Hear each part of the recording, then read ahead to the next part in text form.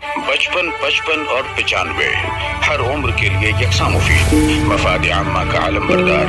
जरूर सब्सक्राइब करें, लाइक करें, शेयर करें और बेल आइकन प्रेस करना न भूलें। Rabbani the scholar YouTube channel.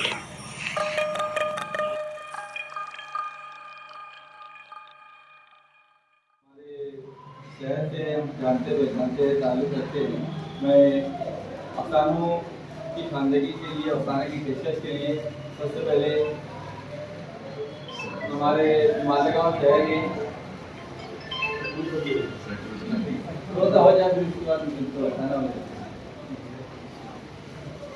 मैं हमारे मालेगांव शहर में निगार टाइम्स के एडिटर सियासी हमारी शख्सियत और सब बेहतरीन अफसाना निगार मौजूद जनाब आबिद गौहर साहब से दरख्वास्त करता हूँ कि आप आए और अपना अफसाना देखें। मेहमान है रात में बड़ी चिंगारी। लाल टमाटर लाल टमाटर ताज़ा और कौली भिंडी, आलू ले लो, मेथी, पालक, कड़ई, करेला, गोभी, गाजर, मूली जैसे शोर के दरमियान चंद्रमोहन सब्जी और फल फ्रूट की खरीदारी करके लौट रही थी। वो छतरी लिए आहिस्ता आहिस्ता घर की जानिब रवां थी। सर पर कैप, कमीज पतलून में अलसी हुई, कमर पर चमड़े का बेल्ट तो दूसरे हाथ में थैली थी। किसी दुकानदार या शनासा की खैरियत पूछने पर सर की हल्की सी जुम्बिश से जवाब देते या खुद ही किसी से खैरियत पूछ लेते। म्यूनसिपलिटी में हेड क्लर्क होने की वजह से इनकी जान पहचान और हल्की लजीजी नुमाया थी। उनकी ईमानदारी और नर्म लहजा दूसरों को दोस्त बनाने में माविन रहा था। नाम तो उनका चंद्रमोहन तिवारी था, लेकिन साथी मुलाजिम और दोस्त अहबाब इन्हें चंदू भैया कहकर बुलाते थे। घर में बीवी और 2 बच्चे, यही इनका परिवार था। रिटायरमेंट में 1.5 महीने का अरसा बाकी था। उन्होंने कोशिश करके बेटे राजमोहन को एक कंपनी में जॉब दिला दी।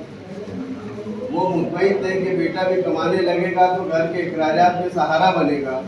बेटी बर्मिला और वो मम्मी अपनी पढ़ाई कर रही थी। उनके दोस्तों में खान साहब ने तो रिटायरमेंट के बाद मस्जिद संभाल ली। पांडे जी का बुरा हाल था। बड़े घराने की बहू ले आए थे। घर में इतनी झकझक पकपक होती थी कि घर बार छोड़कर ओल्ड एज होम को ठिकाना बना लिया। अहमद अली की किराना दुकान थी। वो अपने बीवी बच्चों के साथ अपनी दुनिया में मगन थे। आनंद की बीवी का इंतकाल हो चुका था। बेटा और बहू दोनों टीचर थे, इसलिए बच्चों की जिम्मेदारी आनंद के सुपुर्द थी। चंदू भैया चलते चलते सोच रहे थे रिटायरमेंट के बाद प्रोविडेंट फंड और दीगर मदों से काफ़ी रकम इकट्ठा हो जाएगी। इसी से राज की शादी करना है। बेटी के लिए अभी से जेवर बना कर रख लेने और लगे हाथ बीवी के लिए भी छोटा मोटा जेवर खरीदने की सोच के साथ वो खुद ही मुस्कुरा पड़े। मैंने आज तक सरस्वती को कोई भी जेवर लेकर नहीं दिया। वो कितनी चिड़चिड़ी हो गई है। मेरे हाथों किया हुआ कोई भी काम इसके मन को नहीं पाता। वो मेरे हर काम में कीड़े निकालना अपना फर्ज समझती है। खैर, अब उम्र के पड़ाव पर इसे जेवर लेकर दूंगा तो कितना खुश हो जाएगी। अचानक एक तरफ गर्दन झटक कर मिनमिनाए, क्या करें, घर की ज़रूरतें पूरी करते करते उम्र बीत गई। बस कुछ दिन और फिर तो रावी चैन ही लिखता है। यही सब कुछ सोचते घर में दाखिल हुए। चंद्रमोहन तिवारी घर में दाखिल हुए। सामने सोफे पर राजमोहन बैठा टीवी देख रहा था। टीवी पर कोई सीरियल चल रही थी। बाप के घर में आ जाने के बावजूद उसको कोई फर्क नहीं पड़ा। उसकी नजरें बदस्तूर टीवी स्क्रीन पर जमी रही। आठ सुनते ही सरस्वती किचन से निकलकर हाल में दाखिल हुई और बिजली की तरह गरजी, आ गए मंडी से, क्या लाए, इतनी देर क्यों लगा दी। सरस्वती ने चौका लगाया। चंद्रमोहन ने हाँफते कांपते बगल से छतरी निकालकर एक तरफ रखी और थैली अपनी बीवी की तरफ बढ़ा दी। उसने झटके से थैली हाथ में ली और झांक कर चिल्लाई, हे भगवान, फिर वही बैंगन उठा लाए, तुम किसी काम के नहीं हो। वो जिद्दित होकर बोले, अरे भाग्यवान, पहले देखो तो सही, और भी कुछ लाया हूँ। माँ बाप के नोक झोंक के दरमियान मम्मी ने अंदर से ही आवाज़ लगाई, पापा मेरे मोबाइल का रिचार्ज किया क्या? अरे बेटा सॉरी, चेक, मुझे मालूम था तुम कुछ नहीं कर सकते। मैं 2 दिन से चिल्ला रही हूँ, मुझे कॉलेज का असाइनमेंट पूरा करना है। पापा तुम बिना हूँ। मम्मी अंदर से ही बाप पर बिगड़ रही थी। नाराज ना हो बेटी, अभी जब बाहर जाऊंगा याद से रिचार्ज करवा दूंगा। इसी असना में रामू पानी ले आया। मालिक ये लो पानी, पहले पानी पी ले। चल रे रामू, अपना काम कर, बड़ा आया मालिक वाला। रामू हक्का बक्का मालकिन को देखने लगा। अपना गमछा लेकर मुंह पोंछते हुए चंद्रमोहन को पानी देकर किचन की तरफ चला गया। अभी चंद्रमोहन ने गिलास मुंह से लगाया ही था कि रिमोट कंट्रोल से टीवी का चैनल बदलते हुए राजमोहन के बीच में कूद गया। पापा सच तो है, आप कोई काम ढंग से नहीं करते। माँ कितना परेशान हो जाती है, आप ध्यान से काम किया करें। पानी पीकर गिलास एक तरफ रखते हुए चंद्रमोहन बोले, क्या नहीं करता, सब तो करता हूँ, लेकिन तुम लोग बस हाथ पर दही जमाने का काम करते हो। अरे भाई, भूल गया मम्मी का मोबाइल रिचार्ज करने को। कहा तो कि जब बाहर जाऊंगा कर दूंगा रिचार्ज। हाँ बस अब निकालो हमारी गलतियाँ, यही तो सीखा है तुमने। कहती हुई सरस्वती अंदर की तरफ चली गई। चंद्रमोहन बेचारगी से मुंह तकते रह गए। लो मालिक चाय, रामू इन्हें चाय देते हुए बोला। वो चाय लेकर पीने लगे। राजमोहन फिर टीवी में मगन हो गया। ऊंची पलटी में चंद्रमोहन की अलविदाई तकरीब थी। तमाम मुलाजमीन के अलावा चंद दोस्त भी मौजूद थे। अगर कोई नहीं था तो उनके घर वाले, जबकि इन्हें खुसूसी तौर पर मदऊ किया गया था। हर कोई इनकी ईमानदारी, दयानतदारी और काम करने की लगन अपने अपने अल्फाज में बयान कर रहा था। वो बार बार शामियाने से बाहर मेन गेट की तरफ देख रहे थे, जैसे किसी खास मेहमान का इंतजार हो, लेकिन हर बार मायूसी दामनगीर हो जाती। वो सच मानो में सरस्वती के मुंतजिर थे। चाहते थे कि आज सरस्वती भी देख ले कि जिसने कभी अपने स्वार्थ की परवाह नहीं की, जिसकी घर में कौड़ी की इज्जत नहीं, इस निकम्मे को म्यूनसिपलिटी और गांव भर के लोग इन अलकाबात से याद करते और सर आंखों पर बिठाते हैं। वो उदास चेहरे के साथ कुर्सी पर विराजमान थे। लोग समझ रहे थे चंदू भैया अपनी जिम्मेदारियों के एहसास और रिटायरमेंट से अफसरदगी का शिकार है। माइक पर खान साहब का नाम पुकारा गया। वो आगे बढ़े, फूलों का गुलदस्ता पेश किया और गले मिलते हुए पूछा, चंदू भैया आगे की कोई प्लानिंग की है या घर गृहस्थी में ही लगे रहोगे? चंद्रमोहन की आंखों से दो मोती ढलक पड़े। अभी कुछ नहीं, पहले बच्चों की शादी कर दूं, फिर कुछ सोचेंगे, कहते हुए फूट फूट कर रोने लगे। पीछे से पांडे जी ने धमकी दी, आप आराम करने के दिन आए। मुझे तो लग रहा था तुम बहुत खुशी इस तकरीब का हिस्सा बनोगे, तुम तो रो रहे हो। पांडे जी का जख्म हरा हो गया। वो रुआंसे होकर कांपती आवाज से अपने दोस्तों को तसल्ली दे रहे थे। अहमद अली और आनंद ने भी इन्हें बुलाए अकीदत पेश किया। चीफ ऑफिसर ने प्रोविडेंट फंड और ग्रेजुएटी की रकम जल्द ही अदा कर देने की सिफारिश अपने सदारती खुतबे में की। वो चंदू भैया की मेहनत, लगन और बर्ताव को मिसाली करार देते हुए दीगर मुलाजमीन को इस राह का मुसाफिर बनने की सलाह दे रहे थे। चीफ ऑफिसर के सदारती खुतबे के बाद अलविदाई तकरीब का इख्तिताम हो गया। चंदू भैया बोझल कदमों से अपने दोस्तों के हमरा घर की तरफ रवाना हो गए। चंद्रमोहन ढेर सारे शाल और गुलदस्तों में लदे फंदे घर में दाखिल हुए। मालिक आ गए। सरस्वती ने खा जाने वाली नजरों से घूरते हुए रामू को देखा। रिटायर होकर आए, कोई कारों का खजाना थोड़ी ना लाए हैं। तू चल अपना काम कर, मालिक का चमचा कहते हुए इन्हें देखने लगी। चंद्रमोहन ने शालों और गुलदस्तों को एक तरफ रखते हुए सादगी से पूछा, तुम लोग क्यों नहीं आए? सब इंतजार कर रहे थे, क्या नहीं जाता? अब तो पेंशन पर गुजारा करना पड़ेगा।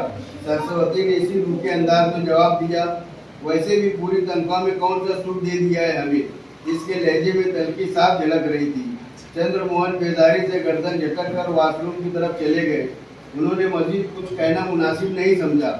वॉशरूम से निकलकर जब वो अपने कमरे की तरफ जा रहे थे, बेटी मम्मी अपने बेड पर औंधी लेटी अपनी किसी सहेली से मोबाइल फोन पर बातें कर रही थी। वो कह रही थी, मेरे घर वाले मेरी शादी की बातें तो कर रहे हैं, लेकिन मैं चाहती हूँ मेरा हस्बैंड जो भी हो मेरे पापा के जैसा निकम्मा ना हो। उन्होंने आज तक हमें कोई खुशी नहीं दी। आए दिन घर में जंग छिड़ी रहती है। पापा की वजह से घर नर्क बनकर रह गया है। मैं तो सोच रही हूँ घर वालों से कह दूँ कि मैं अपनी मर्जी से ही शादी करूँगी। चंद्रमोहन को महसूस हुआ किसी ने पिघलता शीशा कानों में डाल दिया हो। कान सन सन बजने लगे। आंखों के सामने अंधेरा छा गया। एक तरफ मम्मी की आवाज़ कानों में गूंज रही थी, दूर कहीं से राजमोहन की आवाज़ इन आवाज़ों में घुल रही थी। पापा सच तो है, आप कोई काम ढंग से नहीं करते, माँ कितना परेशान हो जाती है। आवाज़ की इन लहरों में एक और करक लहजा शामिल हो गया। रिटायर होकर आए हैं, कोई कानून का खजाना थोड़ी ना लाए हैं, अब तो पेंशन पर गुजारा करना पड़ेगा। तीनों के चेहरे बारी बारी आंखों के सामने घूम रहे थे। सन सन करते कान, आवाज़ की बहती लहरों का शोर। चंद्रमोहन का कमजोर बदन हिचकोले खाने लगा। अगर रामू ने संभाल नहीं लिया होता तो वहीं ढेर हो जाते। रामू ने मालिक मालिक कहते इन्हें थपथपाया, लेकिन वो काली काली आंखों से बस रामू को घूर रहे थे। जैसे तैसे करके कमरे में ले गया और पलंग पर लेटाकर सर की मालिश करने लगा। फिर क्या हुआ मालिक? लेकिन वो अब भी खाली नजरों से उसे घूर रहे थे। मैं बहुत निकम्मा हूँ, मैंने आज तक किसी के लिए कुछ नहीं किया, कुछ भी नहीं किया। अब तो रिटायर हो गया हूँ। रामू तू जा, मैं भी चला जाऊँगा। धीरे धीरे चंद्रमोहन पर गुनूद की तारी होने लगी। रामू ने इन्हें सीधा किया और बदन पर चादर डाल दी। अभी वो कमरे से बाहर निकला ही था कि राजमोहन से सामना हो गया। अरे रामू, पापा आए नहीं? आ गए छोटे मालिक, थके हुए थे, अपने कमरे में आराम कर रहे हैं, खाना भी नहीं खाया। रामू ने कथा सुनाई। हाँ चल, मेरे लिए खाना लगा। माँ कहाँ है? उन्होंने खाना खाया? पता नहीं छोटे मालिक, मैं धोबी से कपड़े लाने गया था, रामू ने कहा और किचन की तरफ लपका। रामू खाना लगाने की तैयारी करने लगा। तब तक सरस्वती, राजमोहन और परमीला तीनों डाइनिंग टेबल पर बैठ चुके थे। खाना खाने के दौरान किसी ने भी चंद्रमोहन को याद नहीं किया। राजमोहन तैयार होकर ऑफिस जाने लगा। उसकी नजर हाल में रखे कांच के टेबल पर पड़ी। पेपर वेट के नीचे एक पर्ची दबी हुई थी। वो पीछे को मुड़ा और पर्ची उठाकर देखा। तकरीबन चीखने के से अंदाज में आंख लगाई। माँ, परमीला, पापा कहाँ हैं? ये देखो, वो घर छोड़कर चले गए। सरस्वती ने झट से पर्ची उसके हाथ से छीन ली। लिखा था, प्यारी सरस्वती और बच्चों, मुझे माफ करना, मैं म्यूनिसिपैलिटी का एक मामूली सा क्लर्क, ईमानदारी और दयानतदारी ही मेरा कीमती असासा है। मैं बहुत कोशिश करके भी तुम्हें खुश नहीं रख सका। सरस्वती, तुम्हें मुझसे जरूर शिकायत होगी। तुम्हारी ख्वाहिशात के शोलों को दबा दबा कर मैंने राख किया। बच्चों की खुशियों को धुएं की शक्ल देकर उड़ाने की कोशिश की। अपनी ख्वाहिशात की चिंगारी का गला घोंट कर राख में मिलाता रहा। मेरी कोशिश रही कि परिवार को बांध कर रखूं, अपनी गुर्बत और इज्जत को बचाए रखूं। तुम मुझ पर बरसती रही, मैं जब्त करता रहा। तुमने कभी मेरी इज्जत नहीं की, मैं खामोश रहा। बच्चे मुझे नाकारा और निकम्मा समझते रहे। घर की इज्जत पर आंच ना आए इसलिए बर्दाश्त करता रहा। लेकिन जब मेरी अपनी बच्ची ने अपनी सहेली से कहा, मेरा हस्बैंड जो कोई भी हो, मेरे पापा के जैसा निकम्मा ना हो, रोज की झकझक पग से घर नर्क बन गया है, मेरी सारी हिम्मत जवाब दे गई। घर के सुकून के लिए अपनी जिन ख्वाहिशात को राख किया, शायद इस राख में दबी किसी चिंगारी ने मेरे ज़मीर की आग भड़का दी। अगर तुम मेरी मजबूरी को समझती, मेरे दर्द का दरमा बनती, तो शायद मेरे बच्चे मुझे निकम्मा नहीं समझते। वो समझते हैं कि मेरी वजह से घर नर्क बन गया है, तो फिर मेरा यहाँ रहना बेकार है। पर्ची पढ़ने के बाद सरस्वती ने बच्चों की तरफ देखा। जिसके चेहरे पर अजीब सी उलझन थी। पर्ची माँ के हाथ से लेते हुए राजमोहन बोला, घर छोड़कर चले गए। अरे अब वो बच्चे हैं क्या? हाँ जाने दो, 2-4 दिन में खुद ही लौट कर आ जाएंगे। तुम ऑफिस जाओ, कुछ नहीं होगा। सरस्वती ने इसी अंदाज में कहा। माँ, तुम समझ नहीं रही हो, वो घर छोड़कर चले गए हैं। राज पहलू बदल कर बोला, हाँ मैं जानती हूँ वो घर छोड़कर गए हैं। उस आदमी ने मुझे कभी सुख नहीं दिया, जिंदगी भर झेलती आई हूँ। सरस्वती अपनी धुन में बके जा रही थी। मम्मी ने भाई और माँ को बारी बारी देखा। वो सोच रही थी, मैंने अपनी सहेली से फोन पर जो बातें की हैं वो पापा को कैसे मालूम हुई। वो परेशान थी। उसने कहा, भाई पापा कहाँ जा सकते हैं, उनके दोस्तों से पता करते हैं। मम्मी फिक्रमंद थी, कहीं भी गए हों, शाम तक वापस आ जाएंगे, तुम ऑफिस जाओ, कुछ नहीं होगा। 1 महीना होने को आया, चंद्रमोहन का कोई पता नहीं चल सका। अहमद अली और खान साहब ने घर आकर पूछा, लेकिन इनसे कह दिया गया भैरव शहर गए हुए हैं। घर का राशन खत्म हुआ तो सरस्वती को एहसास हुआ कि राशन भरने के लिए पैसे नहीं है। मम्मी कॉलेज जाने के लिए तैयार हुई, माँ कॉलेज की फीस भरना है। प्रिंसिपल साहब ने कई बार टोका, अब क्या जवाब दूं? पापा थे तो ये नौबत कभी नहीं आई, कहाँ से लाऊं पैसे? वो तो घर छोड़कर चले गए, क्या पता रिटायरमेंट के बाद पेंशन भी हमें मिलती है या नहीं। जो आज थी वो भी खत्म होती दिखाई देती है। सरस्वती परेशान होकर बोली। दरमियान में रामू बोल पड़ा, मालकिन मेरा महीना पूरा हुए 10 दिन ऊपर हो गए, मेरी तनख्वाह कब देगी? तू रुक जा रामू, 2-4 दिन में तेरे मालिक आ जाएंगे, फिर ले लेना। सरस्वती ने रामू को तसल्ली दी। कहाँ मालकिन, इनको तो घर छोड़कर गए महीना हो गया, आप लोगों ने इन्हें ढूंढने की कोशिश तक नहीं की। पीछे से राजमोहन की आवाज आई, जो सोफे पर बैठा रिमोट से खेल रहा था। स्क्रीन चल रही थी। रामू सच कहता है माँ, तुम्हारी बातों में आकर हमने पापा को ढूंढने की कोशिश नहीं की, उन्हें तलाश नहीं किया, न जाने किस हाल में होंगे। सरस्वती को कुछ अपनी गलतियों का एहसास होने लगा। उसके चेहरे से निदामत झलकने लगी। ये सच है माँ, तुम हमेशा पापा को बुरा बोलती रही, उन्हें पूछती रही, हम तुम्हारी हाँ में हाँ मिलाते रहे। परमीला ने अपनी माँ को मुखातिब करके कहा।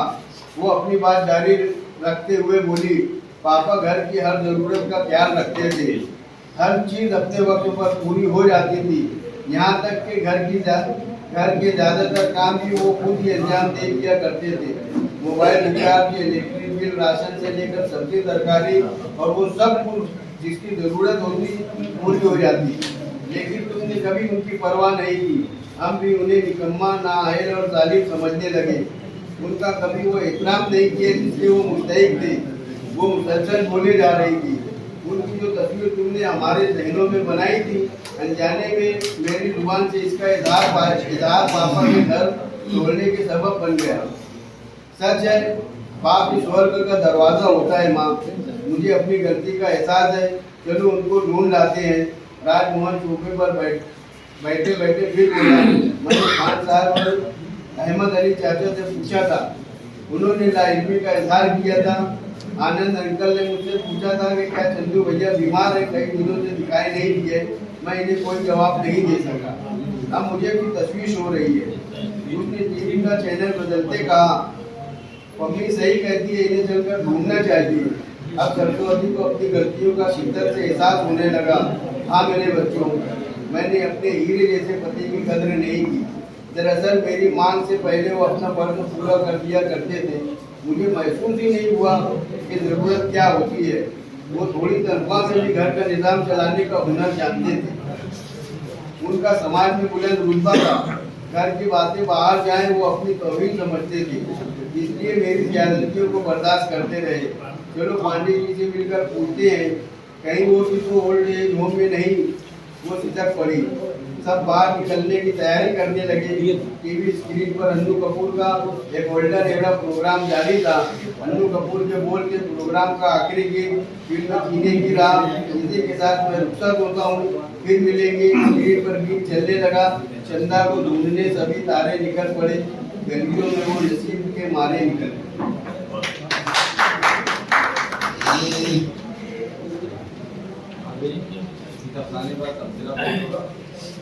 तबसरे के बाद में हमारे अकेडमी के अवार्ड विजेतागण जो है, उनके कुछ अपराध के सर्टिफिकेट यहाँ पर तस्लीम करना है। उसके बाद हमारे मेहमान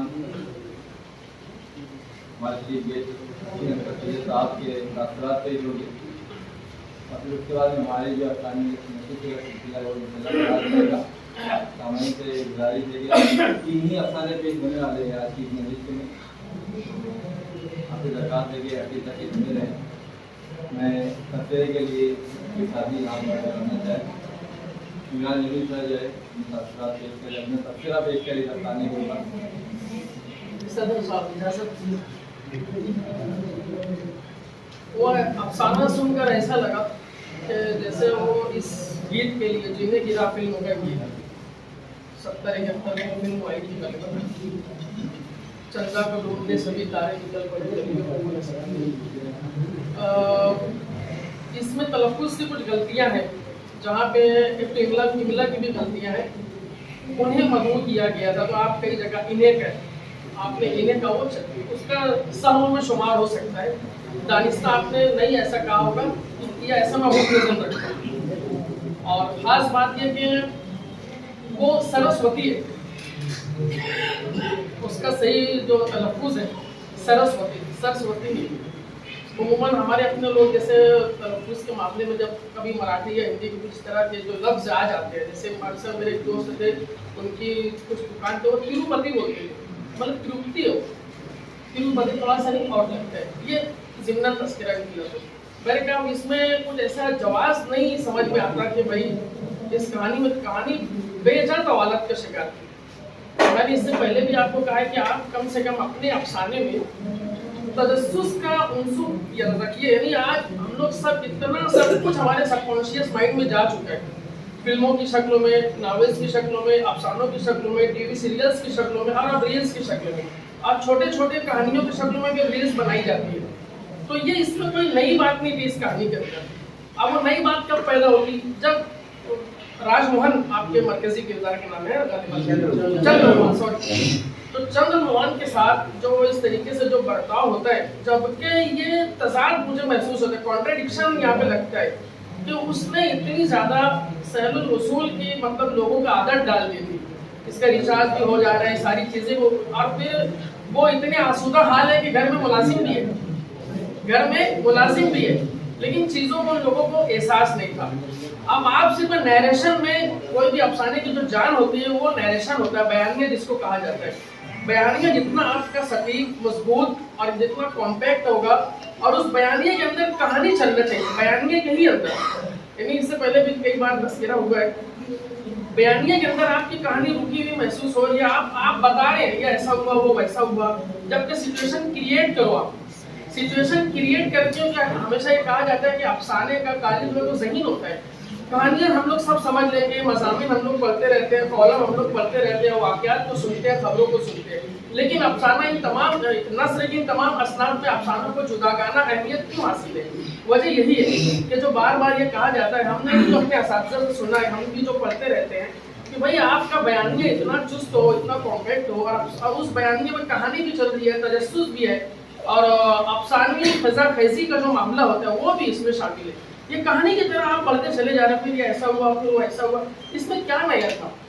और जब जो बेसाख्ता जब हमारे दिल से जब निकलता है कि वाह क्या बात है यार, आगे क्या होगा, आगे क्या होगा, ये तो ऐसा लगे शायद उस गीत के उस टुकड़े के लिए चंदा को, आप वो 69 की बात थी, 69 या 70 71 72, मुझे सन ठीक से याद नहीं, उसमें वो काजोल की वो उसकी कनौजा हीरोइन थी, जितेंद्र वगैरह, बहुत पहले वो फिल्म देखी हुई थी, तो इसलिए लोग फौरन उस गाने से रिलेट कर लेते हैं। साथी भाई आप इतना अच्छा लिखते हैं, आपकी साफत के हम लोग जो हमेशा ये रहे हैं, आप कलम को शिफ्ट करना जानते हैं। इससे पहले भी आपके लिए मैं जुमला बोल चुका हूँ, बस उसी को थोड़ा सा जो ना अफसानों को पढ़िए कि राजेंद्र सिंह बेदी ने क्या स्टाइल अपनाया था, और दीगर लोगों ने, अभी चूँकि हमारे मुअज़्ज़ज़ मेहमान मुकर्रम को चूँकि यहाँ से काफ़ी वक्त से आप पूरे दिन आपका जो है तो काफ़ी मसरूफियत भरा गुजरा है, लोगों से मिल कर निभा कर आप थक चुके हैं, मतलब जिसको बोलना चाहिए। तो हमें भी एहसास है, इस कहानी में इंशाल्लाह और भी बात करेंगे जब कहानी सामने रहेगी। ये है कि आप थोड़ा सा उसको चुस्त दुरुस्त कीजिए, कहानी में कुछ नया पढ़ने को। आप वैसे तमाम मौजू पामाल होते हैं, नयापन कब होता है? जब इन खुसूसियात को, इन लवाजिम को, इन लवाजमात को बरता जाता है, तब कोई कहानी पामाल मौजू होने के बावजूद भी नई लगती है, अनोखी लगती है। हमारे दूसरे दफ्तर निगाह दफ्तर अपने करने वाले मैं मौजूद सरकार से करता हूँ, शाहिद साहब आए किस बात भाई साहब ताहिर और बाइक में लिंक का फर्क है।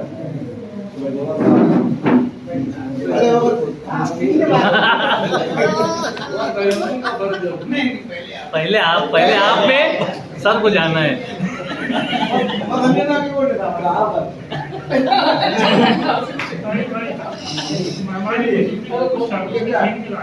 हाँ, मैं बस वो बात कहूँगा कि फन के नाम पर अगर पूरा पत्थर काट कर रख दिया सामने तो उसको फनकारे नहीं बोले, कुछ न कुछ गैर जरूरी पत्थर निकालने पड़ेंगे, तब मुजस्समा सामने आएगा। आप उसको एक मरतबा देखिएगा, उस गैर जरूरी चीज निकाल लें तो बहुत अच्छा एक अफसाने के नाम पर एक चीज़ सामने आ सकती है।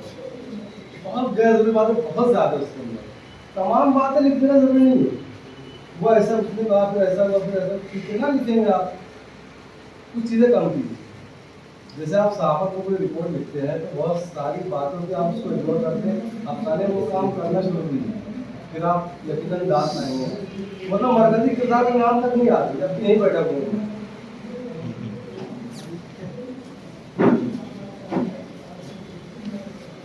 इमरान जमील साहब ने जब इब्तिदाई कलमात कहे तस्वीर के तौर पर, तो मुझको गालिब का शेर याद आया कि देखना तकरीर की लज्जत को उसने जो कहा, देखना तकरीर की लज्जत को उसने जो कहा, मैंने नहीं जाना मेरे दिल में।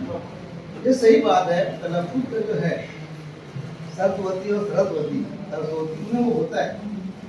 एक और चीज़ है, एक लफ्ज़ और इस्तेमाल किए वो ख्वाहिशों को भी, तो हाँ इन्हें वाव जो है ना साकिन हो जाता है।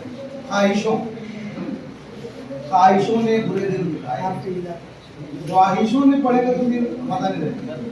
लेकिन जो आपने अफसाना पेश किया है उसको मैं एक नफ्सियाती पहलू भी बता सकता हूँ, उदाहरण कर सकता हूँ कि जो चंद्रमोहन है, एक यही नाम है ना, तो वो बसन हो के घर चले जाता है, उसको इतना बुरा नहीं लगता कि कोई भी कहे तो ठीक है।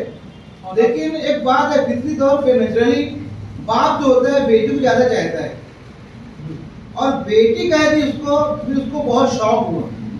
ये एक नफ्सियाती पहलू बता रहा हूँ, साइकोलॉजिकल पॉइंट ऑफ व्यू बता रहा हूँ।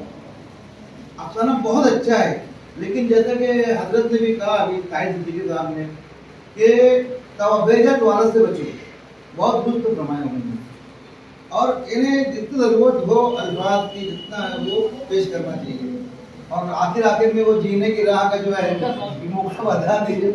जो वो बोल चुके हैं वो दोबारा नहीं बोलना चाहता। बहुत बहुत शुक्रिया।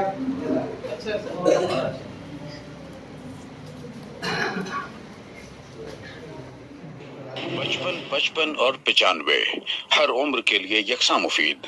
मफाद आम्मा का आलम बरदार। जरूर सब्सक्राइब करें, लाइक करें, शेयर करें और बेल आइकन प्रेस करना न भूलें। Rabbani the scholar YouTube channel. Rabbani the scholar YouTube channel इल्मी, अदबी, दीनी, मिल्ली, समाजी, सकाफती, तहजीबी, फलाही, तिब्बी, फन्नी, माशी, तिजारती, माशरती, इंतजामी, इनकलाबी, तहरीकी, तहकीकी, तकनीकी, तफ्तीशी, तामीरी, तालीमी व मालूमाती यूट्यूब चैनल। जरूर सब्सक्राइब करें, लाइक करें, शेयर करें और बेल आइकन प्रेस करें। Rabbani the scholar YouTube channel.